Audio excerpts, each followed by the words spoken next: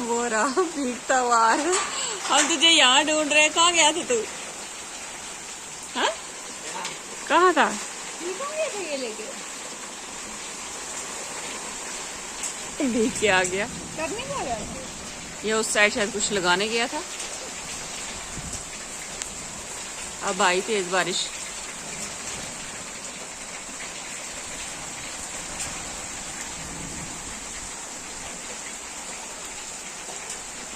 मक्खी कहाँ लगती है इनको? ऊपर बिल्कुल साइड में लगती है। हाफ के ऊपर समझ ले।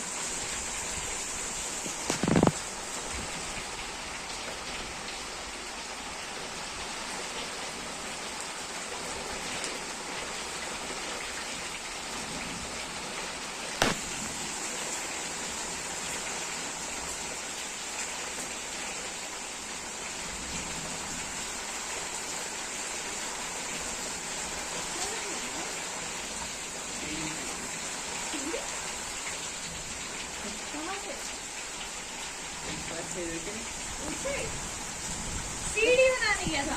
कहाँ बनाई सीढ़ी? इस साइड। कहाँ जैसे? ऊपर से नीचे आ गई। वहाँ तो स्लिप होगा अब।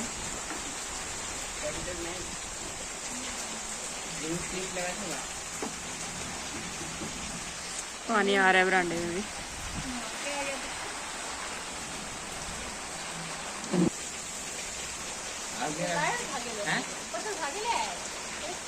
चढ़ी ना